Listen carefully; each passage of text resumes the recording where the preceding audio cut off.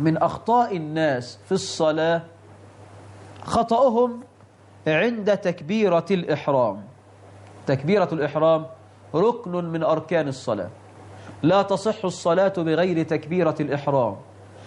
أنت لو كبرت كل تكبيرات الانتقال ولم تكبر تكبيرة الإحرام عند دخولك في الصلاة فصلاتك باطلة.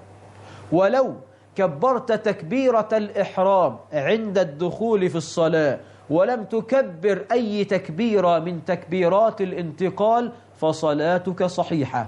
تكبيرة الإحرام فرض من فرائض الصلاة، تبطل الصلاة بتركها، لما رواه الشافعي وأحمد وأبو داود وابن ماجه والترمذي عن علي رضي الله عنه وعن جميع الصحابة قال: قال رسول الله صلى الله عليه وسلم: مفتاح الصلاة الطهور، يعني الوضوء، وتحريمها التكبير، وتحليلها التسليم. والحديث صحيح.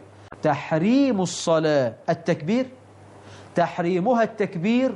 طب يا إخواني، هذه التكبيرة الأولى التي نكبرها عند الدخول في الصلاة لماذا سماها النبي بتكبيرة الإحرام؟ تكبيرة الإحرام لأنك إذا دخلت في الصلاة حرمت عليك أشياء هي حلال لك في خارج الصلاة. هل يجوز لك وأنت تصلي أن تشرب؟ لا. هل يجوز لك وأنت تصلي أن تأكل؟ لا. هل يجوز لك وأنت تصلي إذا عطس من بجوارك وقال الحمد لله أن تقول له يرحمكم الله؟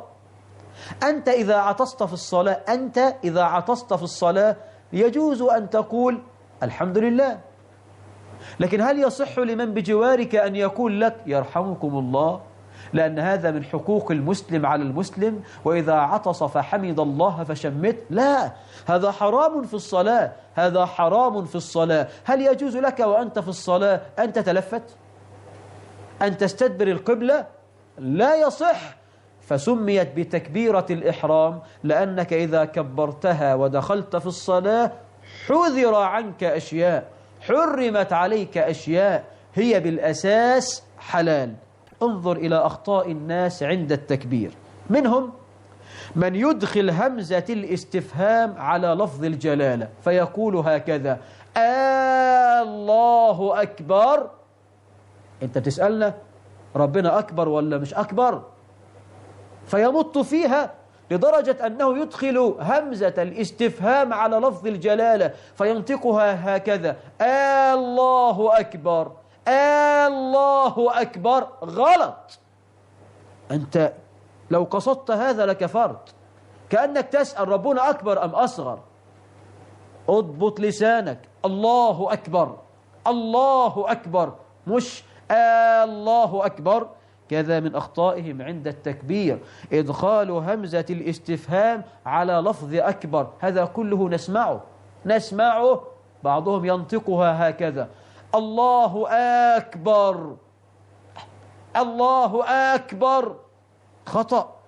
هذا خبر مبتدأ محذوف تقديره أهو أكبر، كأنك تسأل ربنا أكبر أم لا. هذه مصيبة. اضبط لسانك.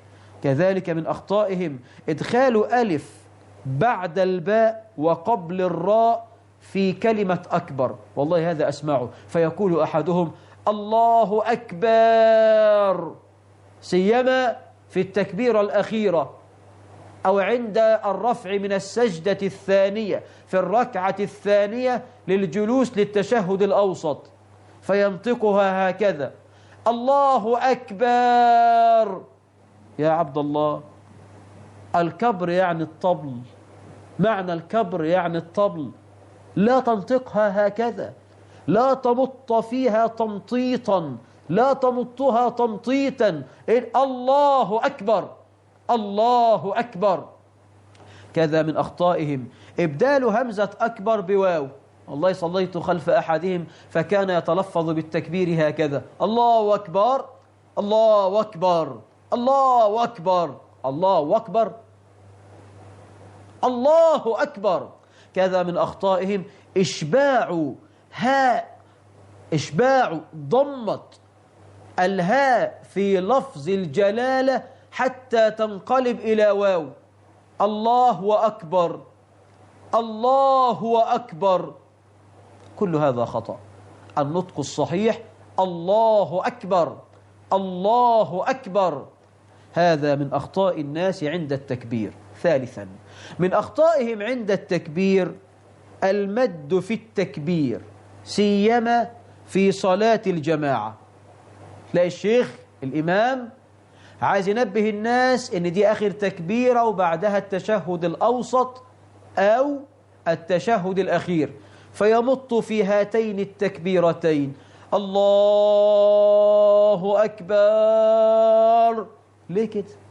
قال ابن حزم لا يحل للإمام البتة أن يطيل التكبير، بل يسرع فيه، فلا يركع ولا يسجد ولا يقوم ولا يقعد إلا وقد أتم التكبير.